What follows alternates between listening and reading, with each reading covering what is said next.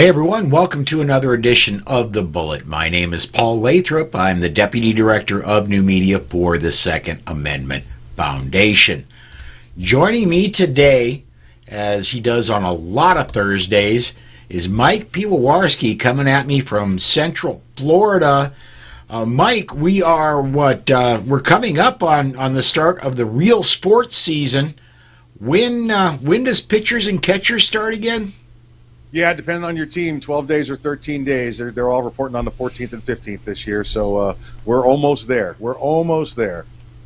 Well, and the real sports season, the one that's left, including baseball, is 17 days now to the green flag at Daytona for the Daytona 500, the start of the NASCAR season. And I'm gonna say even baseball has gotten highly politicized.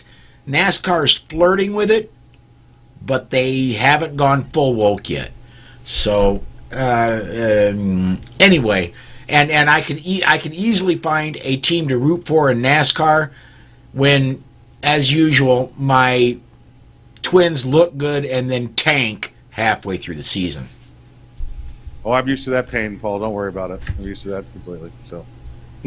All right. I want to mention as we get going, if you're watching us on YouTube, on the Polite Society Facebook channel, or on Facebook, on Polite Society Facebook's page, go ahead and comment on those videos. We'll get those comments and get them up, get them on the screen, discuss them between Mike and I and you. If you're watching us anywhere else in a Facebook group, if you're watching us on Rumble, if you're watching us on Getter, go ahead, or Opslines, you get us, go to Twitter. You can hit us with the hashtag #TheBullet. We'll get those in and get them discussed as well. Let me see here. Yeah, we're getting a lot of check-ins already for comments. Thank you, everybody who is checking in. I think, Mike, we're gonna get going right away. And I love opening the show with good news. We've got a good news story out of Oklahoma, and this is written off McAllister News out of Oklahoma. I'm going to read a couple paragraphs out of this. Oklahoma lawmakers have filed nearly 50 bills this season that aim to expand gun rights, including where Oklahomans can carry firearms. If every bill makes it through the legislative process, Oklahomans would be able to carry loaded guns into county or municipal buildings, onto college campuses, onto the Oklahoma and Tulsa fairgrounds, into nonprofits, and oh my God, onto public school parking lots and inside the state capitol. There would only be a few public places remaining where people couldn't carry legally. People would still be banned from carrying in places like jails, prisons, and courtrooms. Gee, you think? Courthouses, entities that treat mental illness, public schools, sporting arenas, and casinos. In other words, they'll be almost as free as South Dakota. Yeah, it's amazing, Paul, when you go from state to state and look at some of the places where the restrictions are and try and figure out the reasoning. And many states, like you there in South Dakota as well, it just seems the norm. When you say, sports arenas and casinos. Now, and Florida is one of those places where you can't carry there as well either. But why not? Why would those places be off limits? There's a large group of people. Oh, okay, big deal. That's where you want to carry, because remember, the larger the group of people, the more chance of being involved in a crime. I don't understand it. I don't understand why some of those are. It's great to see Oklahoma, though. 50 laws. Isn't that great, Paul? Normally we just need one more law to get gun control. Now we got 50 laws coming at you to get our gun rights back. I love what they're doing in Oklahoma.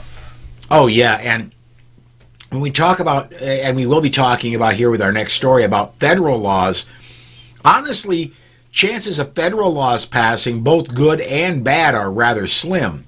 But Oklahoma, a lot of these 50 bills have a very good chance of getting through. They've got a very conservative legislature there.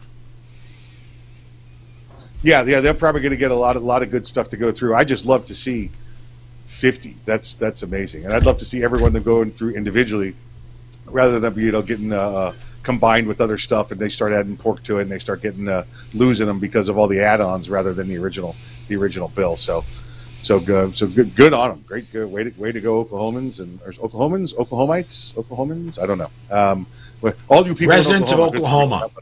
There we go. All you people in Oklahoma, good on you. Keep fighting the fight. I'm going to get this one up from C&T Designs and Arms. If places don't want people to carry guns, they should have metal detectors and safe places for you to store your gun. That's really the key. And the problem I have with courthouses is it's disarmament for most, but not all. Here in my home county, in my courthouse that's about 3 miles from here, I go to every once in a great while. To get in, you've got to go through a metal detector. You or I do. Do lawyers have to go through metal detectors? Nope. Do judges have to go through metal detectors? Nope. Do people that work in the clerk's office have to do that? No. Has a lawyer ever flipped his wig and done something bad with a gun? Yeah, I can recall, the one guy who committed suicide, if you recall, who had a firearm in a manila folder, and he brought it up during a news conference and did that, but that was suicide. That wasn't crime. And that was, I think that was outside the courthouse, not inside the courthouse. I'm trying to pull some of the facts back, but I don't agree with that as well, Paul. I get. Listen, the courthouse is their house, the police department's their house, the jail's their house. It's their house. They're going to provide security. That's good, but don't expect me to come through those doors without being self-protected. There's a lot of places out there where I have to give it up, and the commenter made the comment, have a metal detector and lockers. Yeah, well, I'm just not going in there. I'm sorry, that's how I feel. If your establishment says I can't have a firearm in there, well, then I'm not giving you my business. However, I know in Florida now we have, because of domestic violence, because if you go to the courthouse to get to your domestic violence restraining orders, or if you go to go to the hearing for that, you can't bring the gun inside. Well, they were worried about people getting crimes committed against them in the parking lots, which we'd had a few, because it's the one place you're telling the bad guy and the good guy to show up at the same time. So in Florida now, you could bring if you're going for domestic violence issues, you could bring your gun to the courthouse, and then they will secure it for you before bringing you into the law enforcement secured portion of the courthouse. So they actually have lockers and metal detectors there for domestic violence court. Very, very cool.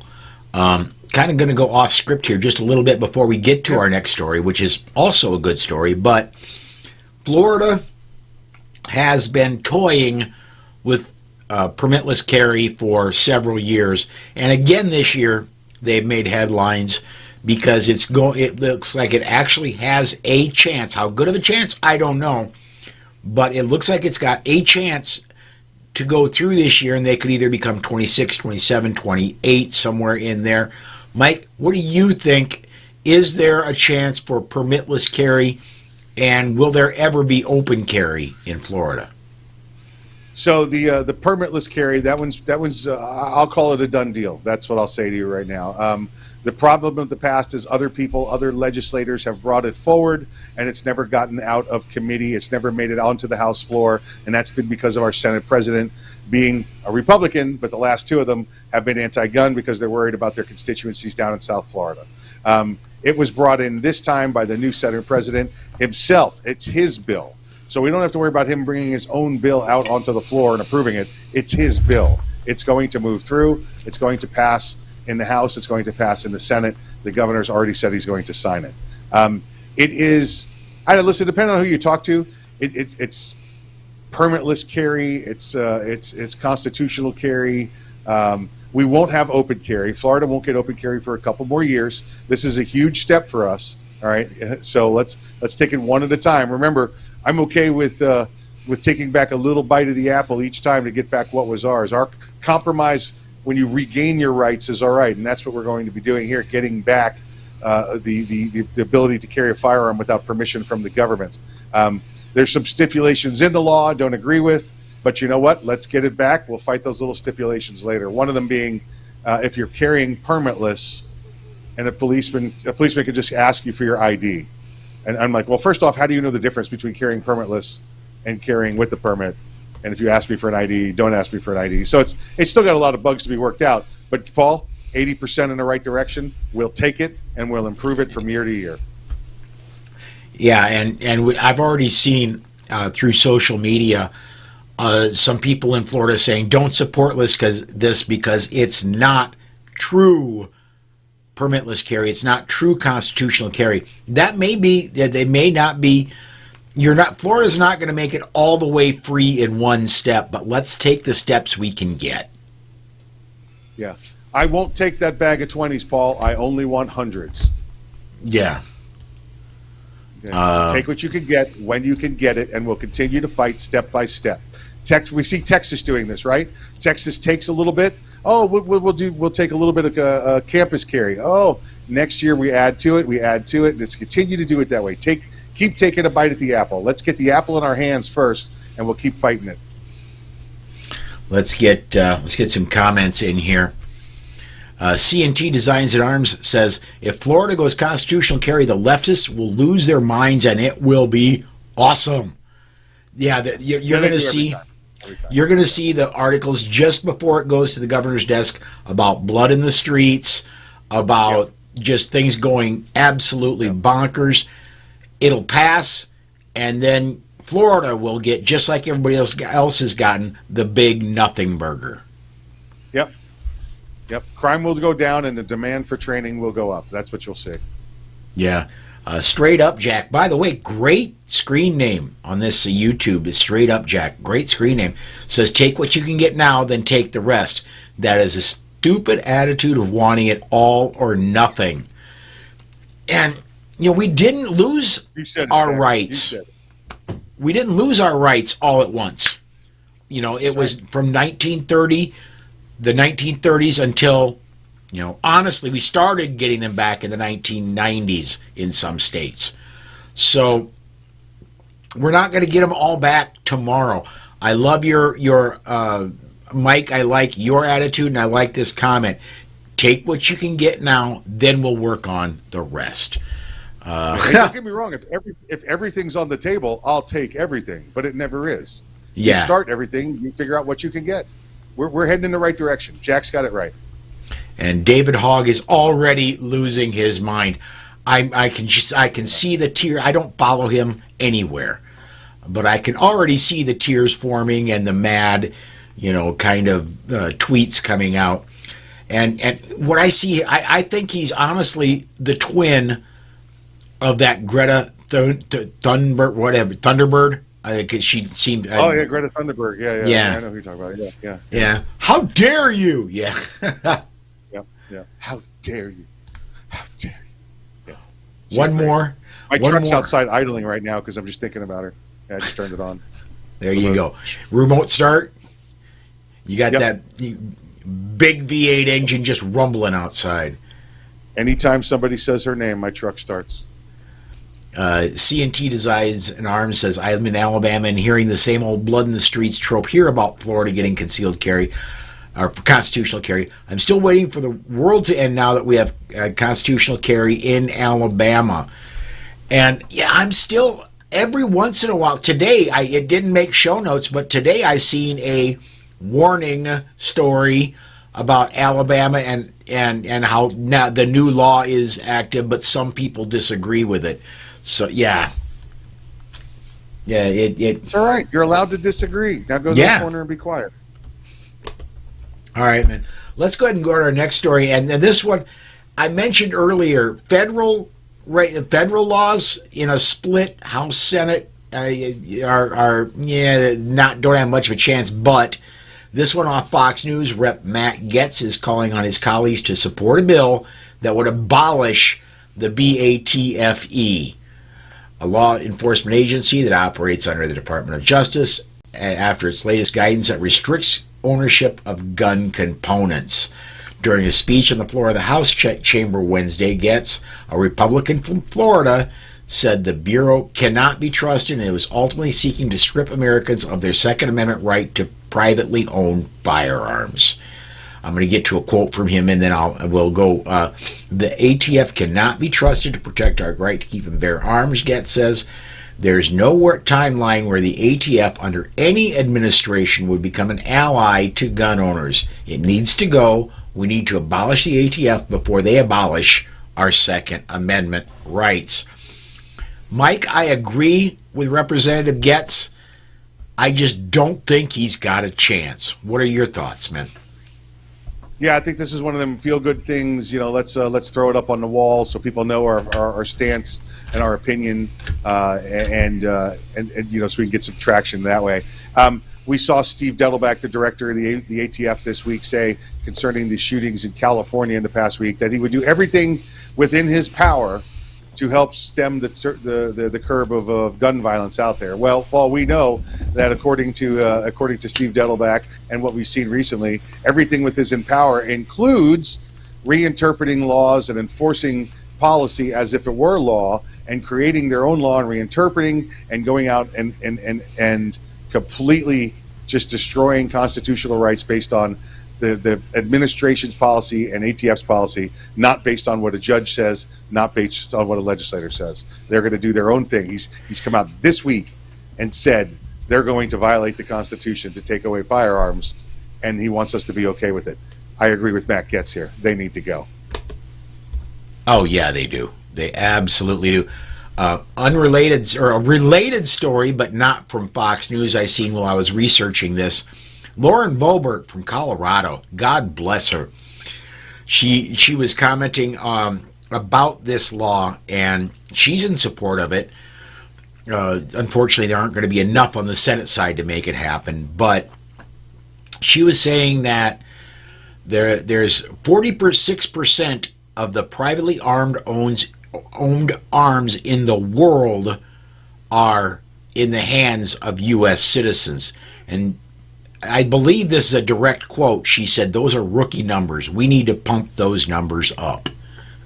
Got to pump those numbers up, baby. Those are rookie numbers right there. Rookie numbers right there. So I got to tell you, Paul, for a moment sidetrack, while we were at SHOT Show on Radio Row, we have all the people walking in front of us on this one road to get in one of the access hallways. And my co-host on the radio gives me the elbow and goes, look. And I look up at about 20, 30 feet away. There's this brunette woman, attractive brunette woman walking past. And there's a dozen people walking there. And he goes, you see her? You see her? And I'm like, okay. You know, Paul, so immediately my brain's going, was I rude to a waitress? What's going on here? I don't know what's going on. Who is this? And he says, no, you know her. And once he said it that way to me, I was like, oh, okay. And I did the whole, hey, how's it going? Right? Right. And she went, hey, how are you? Back at me, and kept going. And he goes, you know who that was, right? And I go, no. He goes, that was Congresswoman Lorena Boebert. And I was like, oh, well, evidently we know each other. You know, so my wave was the I think I know you. Her wave was the polite politician wave. You know. Yes. Well, and she's got to be getting a lot of that. I mean, she is now a second. And then the story was out of Colorado. The story had to point out she narrowly won re-election, but it just she was definitely on rock star status out there at SHOT Show. Oh, I absolutely believe that. Yeah. I know she'd caused a stir when she was just coming in. Thankfully, I got to interview her before she became Congresswoman, when she was still Congresswoman-elect. And she was making news because she intended to carry in the House chamber. Right. And that was just causing liberals to lose their minds. Yep. So, let's see here. I want to get to a couple of comments, and these are still from our last story, but they came in as I started shifting gears. CNT Design says, has there ever been an alphabet agency the government has shut down without just changing the name and rolling them into another agency? You know, that's a great question. Has a government ever really shut down an agency? And I can't think of a single one. Yeah, the only one I could think of, and I think it was rolled into the Interior, was the Bureau of Indian Affairs. And I think a lot of that went to the Department of the Interior or Forestry and those kind of places. I listen. ATF, is it's duplicative. To be polite, everything that their sworn agents do is done by all other agencies as well. The FBI, the DEA, they all have their own bomb techs, firearm specialists, and everything else. As far as the industry side, the civilian side, there has to be somebody to help do the regulation for the FFLs out there. So I'd like to see more clear guidelines and policies from them instead of what they're trying to do right now. But as far as the more than the majority of the ATF, I don't know why they exist. I roll them up, put them somewhere else, let them go do the job that they're already doing, and give us a couple of give us the bean counters and the paper pushers to be so to speak in charge of the FFLs to make sure they're doing their paperwork right. Well, and let's break this down: alcohol, tobacco, firearms, and explosives. Yeah. The only thing I can't think of anything they do that nobody else does, because if you go to buy a gun, you fill out the 4473. Where does the NICS check go? It doesn't go to ATF. It goes to FBI. Yep. Right. I believe if you go to file to get an FFL, that goes to the FBI. I don't think it goes to the. I don't think it goes to the ATF. So, yeah. And another comment just popped from C&T. What's the quote? There's nothing so permanent as a temporary government program. There you go. Yeah.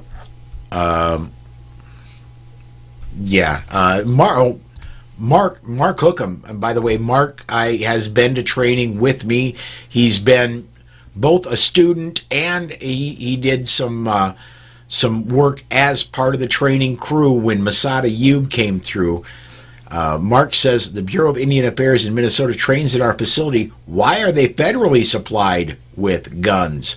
Well, they are a federal agency, but they're supporting the tribes. You would think the tribes should maybe be arming them. I don't know. We could pound our heads against the wall for a week trying to figure that out. Yeah. All right, one more good news story today. And this one coming out of North Dakota, my neighbors to the north here. Mike's neighbors way to the north, but this one off of Valley News Live. Some legislators are hoping to add a new section to the North Dakota Century Code that would impact those who act in self-defense. Self-defense is sometimes used as a legal justification for a variety of crimes like domestic violence, kidnappings, and murders. The proposed law would allow repayment of defendants who are found not guilty because they acted in self-defense. Others aren't sure that's a good idea. If enacted, House Bill 1213 would grant the court the ability to order reimbursement for a defendant who is justified in using his or her actions by self-defense. That could include legal costs, loss of wages and time, and other expenses. Proponents of the bill say the expense incurred during legal battles can be devastating. They want residents to feel comfortable defending themselves. We're going to go ahead and leave it there.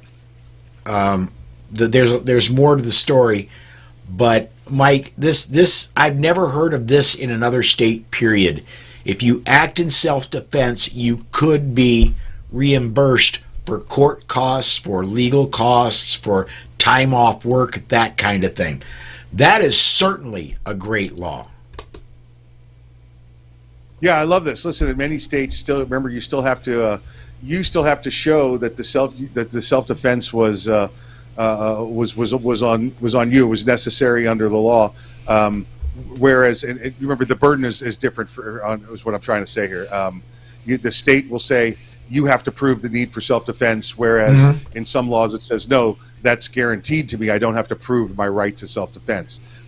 Florida recently went through this. It sounds like this state you're talking about is also going through this. I love the idea that if I get granted the right to claim self-defense, and you still take me to court and you lose, you owe me money. You've got to reimburse me this. You've got to reimburse me that. I love that. I've never liked the court mentality, the district attorneys, state's attorney, mentality that, well, it's a toss up, so we'll let a jury decide. We'll take them to trial. How about no? How about just because you can't make your mind up, it doesn't mean we continue forth in the process. You're going to subject me to all sorts of life changing events just because you won't man up and do it. And I guess that's what happens with being a politician. That's what state's attorneys and district attorneys are. So, yeah, absolutely. Well, we're getting right up. I should have said, man up, woman up. Yeah. We're getting right down to the bottom of the hour, man. I need to ask you real quick. Tell us about the rundown. Tell us about Arms Room Radio and anything else you want to plug today, man. Sure. The rundown is a daily program. It comes on 5 p.m. Eastern time. Rundown.us. It's all the great places you can watch videos and listen to podcasts afterwards. And then Arms Room Radio. Arms Room Radio has been around for 8 years. Just go to armsroomradio.com. We air live Saturdays 3 to 5 p.m. Very cool. On my end, I want to request everybody do come join me tomorrow 5 p.m. Central Time. This Friday is Training Friday with Tom Walls. 2 weeks ago, we started unarmed defense. We talked about what do you do if you're in a gun-free zone, you have to be there, and all of a sudden you have to defend yourself. We're going to continue that because we barely scraped the iceberg last time. Come join us 5 p.m. Central Time tomorrow. On Saturday, come join us for the weekend edition of The Bullet at noon Central Time. And we're going to be this Saturday. Let me get my calendar up here because it's another one where we're going to have trouble keeping the show on the rails. This Saturday, Dan Waz, Tony Simon, and Rob Morse are going to be my co-hosts. Trouble. Yeah, Tony, man, I absolutely love Tony, but one comment from Tony, and all of a sudden the show is off the rails, and we're trying to bring it back for 10 minutes. So yeah, there you go. Yeah, and Dan and Rob are the perfect counterbalances, so it works out. All right. Yeah, it absolutely does. Mike, thank you again. Everybody, do go please check out the rundown. Check out Arms Room Radio. That's going to do it for us. Thanks for watching, everybody. We're going to step aside. We will see you tomorrow, 5 p.m. Central Time. Until then, thanks, everybody.